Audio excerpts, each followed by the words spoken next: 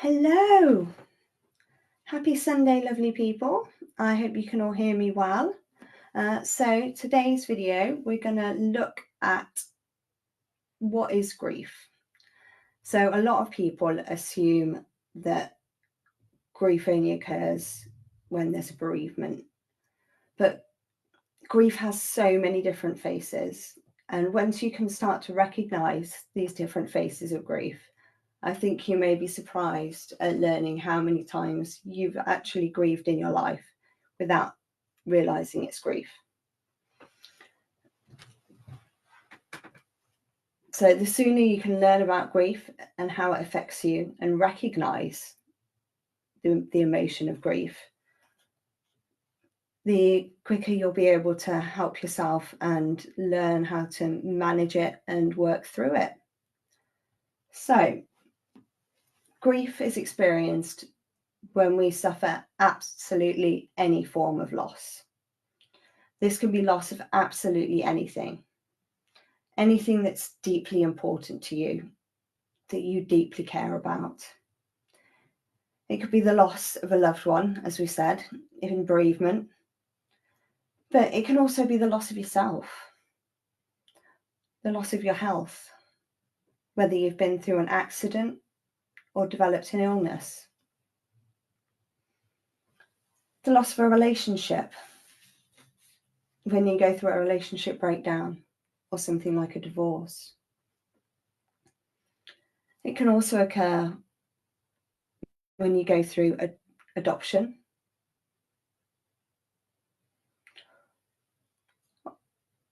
or you can experience grief as a child without even realizing that it's actually grief, through your parents divorcing, never having met your parents, or losing a safe, normal, happy childhood.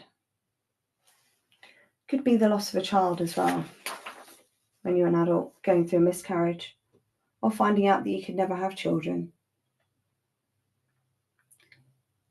A different form of grief is a loss of stability in work. If you lose your job, you lose your financial security. Could be losing your home, losing the life of a dream that you craved, or even the loss of a beloved pet. And that can affect us just as deeply as any of these other forms of grief. So basically, it's when you lose anything that is really important to you, that you really, really care about, that's tied to your heart, anything that you love. See, grief goes far beyond bereavement. If you lose anything meaningful, you can grieve. I often hear people say, I'm not grieving, so I don't need to know about it. I don't need to join your group. But I think that's a form of self-sabotage, really, because it's quite short-sighted, because I think the more that you can prepare for grief, the more that you know about grief, the more that you can recognize grief in yourself, the easier it will be for you to go through. Because once grief enters our life, it never leaves us. It becomes a part of who we are. It enters every form of into your mind, your body, your heart, into your soul. And if we don't recognize that and we don't accept it, we don't go into those feelings, then it can rot and fester and manifest itself in lots of really hard ways for you to deal with. Sometimes it's quieter than other times. And other times you can feel like you've got over something, and then something else will happen and it will come around and slap you in the face again when you least expect it. Grief affects us all in very different ways. It's a highly personal journey. But there are common symptoms that most people go through. So if we look at the mind, it can leave you feeling socially isolated, pull away from others, you become withdrawn. A good tip, first tip of the day to get over that is just to get out the house. Just go for a walk. The fresh air, the sunshine and nature, let that do some healing for you.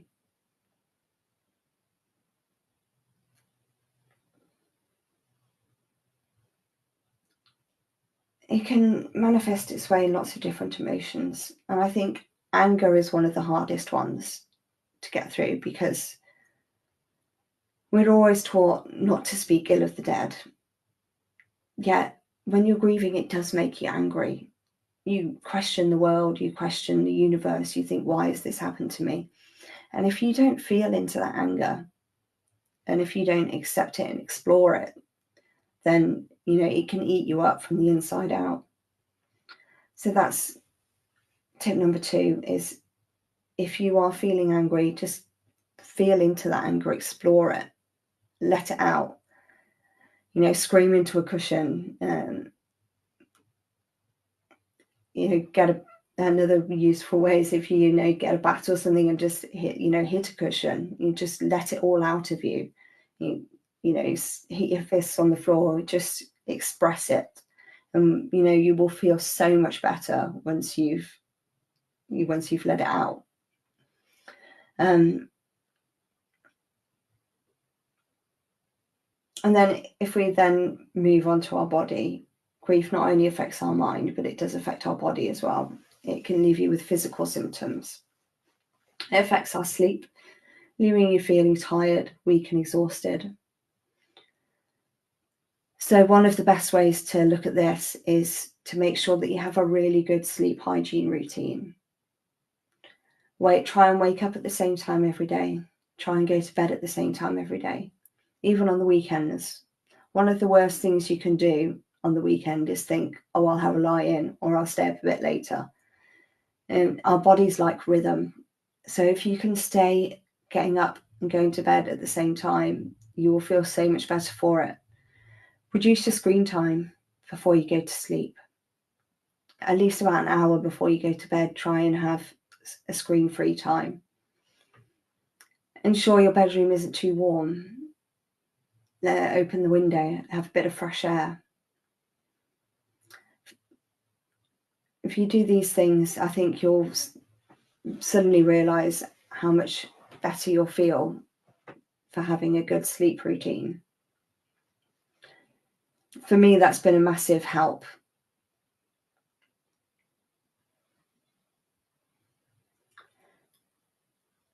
Another way it can affect our bodies is it can make you feel anxious, clammy, sweaty, shaky, even panic attacks. It can create a hollow feeling in the pit of your stomach, making you feel nauseous, like you've lost your appetite. It can cause headaches, muscle numbness, general weakness. These are all absolutely normal responses. And I think you just need to be really aware of your body and feel into your body and think, really sink into the moment and think, how am I feeling? And when these things come up, acknowledge them, recognize them. Don't try to push them away. One of the worst things we can do is bottle up our feelings and ignore them. But if we do that, they're just going to come back with a vengeance. So that's my next tip, is if you feel something, let yourself feel it. Let yourself lean into that emotion. I was really surprised at how much I grieved after I had my accident. So in 2016, I had a car accident. I was coming around the corner. I wasn't going very fast at all. It was an adverse camper. There was a bit of mud on the road, and I felt the wheels twitch. And I just knew then that there was absolutely nothing I could do. So I relaxed. I said a little prayer, and I just let whatever happened. And I'm sure that that's what saved my life, because if I hadn't have relaxed, if I'd been more tense, then I feel I would have ended up much worse off. I ended up breaking my back. I smashed my T7. So I'm absolutely really lucky to still be here today and still be able to walk and, not have too many lasting effects. It has left me with chronic back pain, and I've been on nerve medication ever since. And I think I was really surprised at how much I grieved after that accident.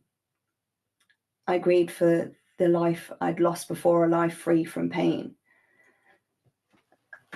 And I can honestly say that one of the best things that happened to me then was getting my little dog Peanut, because she really gave me a reason to get out the house.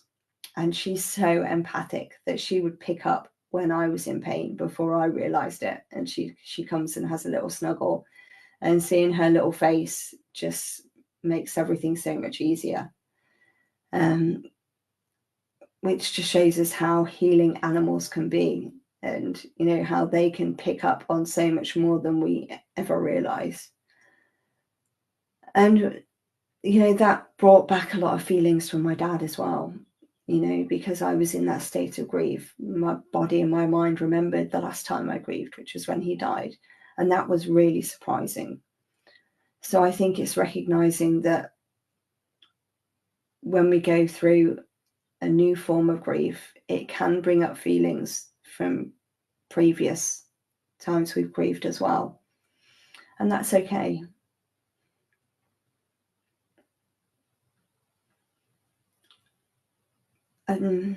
One of the most healing things for that was just getting out the house, getting out of the room and having some fresh air, changing the scenery has so much more of a healing effect than you ever can realize.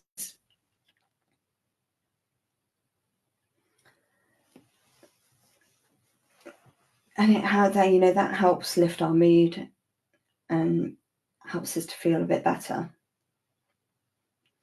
Because grief can affect every aspect of our lives. It changes how we interact with the world, how we communicate with ourselves, how we communicate with others. And how we communicate with ourselves is such an important thing, because your mind doesn't recognize the difference between if you say something to when somebody else says something. So if you're always thinking really negative thoughts, then you're going to believe it. So never speak negatively about yourself. Always try and think positively. And if you see something negative, try and reframe it. That's one of my other tip for the day, is the power of the reframe.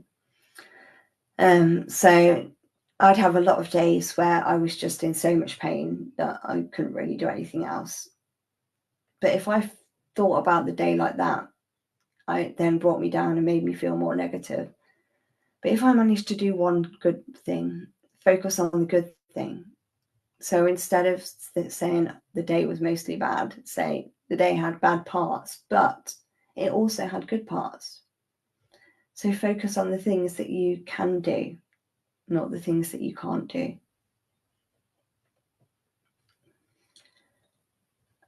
And I think that's a really hard lesson for us to do, because our mind does tend to always want to focus on the negatives. It always finds the problems, and once you start going down those rabbit holes, it's really hard to come out of them. So really try and focus on the little things, those little good things in your life, because lots of little good things can turn into one big good thing. Even if it's just, the sun is shining through the window here, that's a positive.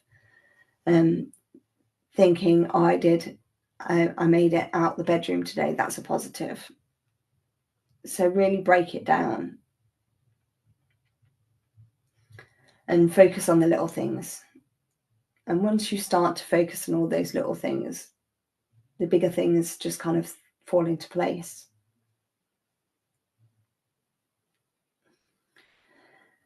And I think it doesn't matter what those little things are, just whatever brings you joy, whatever makes you happy.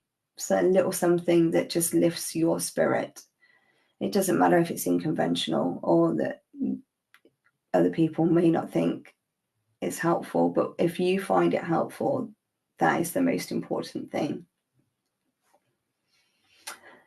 So I think I've rambled on a little bit enough for you today. I hope you found that helpful, and just it's helped you realize that grief has many different faces.